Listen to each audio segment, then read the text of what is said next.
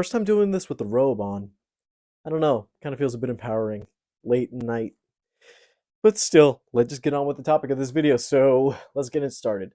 Hey, what's up, you guys? It's me, Dear Kitty. We're back at again with another video. I came from a screening tonight for Terrifier 2, where supposedly there was supposed to be a teaser or a trailer, something like that, for Terrifier 3. I didn't get a poster, but hopefully, let me talk about this footage because hearing what this scene is has me intrigued, but let's start with the scene. So the movie ends. I enjoyed the whole movie. There. It was a good time. I already know. It's already one of my top 10s from last year. And so once we get into the teaser, it starts out Christmas night. I can guess Christmas Eve or Christmas Day. As we see a little girl get up from her dreams and actually walks over to the living room as we see flashes back and forth of a Santa-like person putting gifts under the tree. Everything is all nice and dandy. The little girl gets closer, yells out Santa as we get our own reveal as the Santa in question is Vengeance! I mean, Art the Clown, and he has carrying an axe with the title Terrifier 3 in full Christmas font. As we look back in a bloodied up room, Art's name on the wall, and him just sitting there looking at us at the audience eating milk and cookies.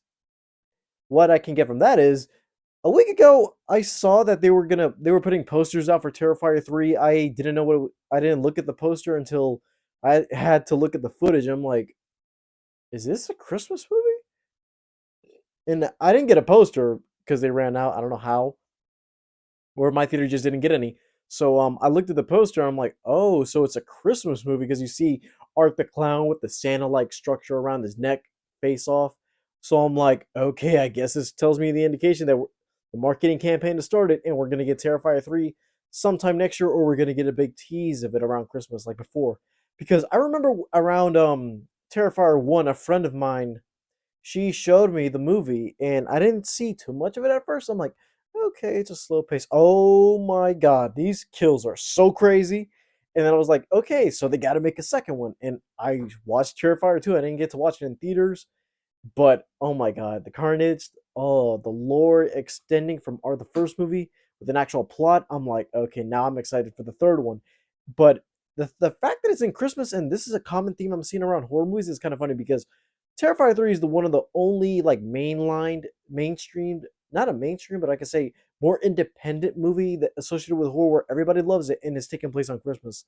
But it's funny because related to this that there were talks about Scream 7 and maybe the new Friday the 13th possibly taking place in the snowy environment or around Christmas. I'm like, both would look cool, but I don't know. If we had to choose between one franchise to go in the snow, it would be Friday the 13th. I just want to see the woods in the snow, Jason walking around with a machete. Sounds cool, but who knows when we're going to get that. With Art the Clown, I'm like, okay, we're drifting off from Halloween to Christmas. I mean, what can you do with these kills? And reading off of an article about this footage, supposedly this is supposed to be the first 5 minutes of the movie.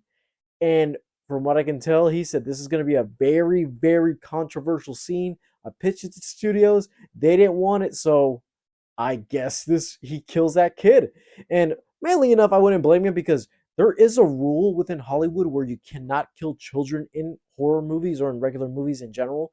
Yes, they've done it in the past, but nowadays people see that as bad taste and they don't like seeing children or kids injured, especially with the times we're in right now.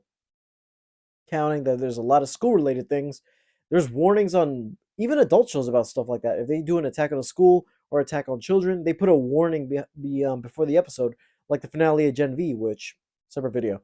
Um, I can just say with this, I'm excited for Terrifier 3. It's one of the most surprising horror movies I've seen lately, and I'm like, anytime this is gonna be there, I'm there for it. Day one, I'm gonna check this one out in theaters. Hopefully, if everything turns out fine. Um, what I can say is that with this, hopefully something has to top the second one because despite its practical effects and its kills, this version or the way I saw it in the theater was that it's a bit more cropped. Like the aspect ratio went from a full screen to actual widescreen. So I'm like, oh, so they actually have money into this. And hopefully some of the footage looks about the same, but with a bit more money and effort put into it with film. And I'm like, okay, so if we're gonna get into this territory, something tells me that he's saving it for something crazy. And I hope Art the Clown can deliver on the horror and the actual terror, because not gonna lie, I got scared driving home from the theater. I walked out and I said, "Where's my car?" And just went to it immediately, just drove all the way home in silence. That footage scared me. I don't know how, but paranoia, I guess.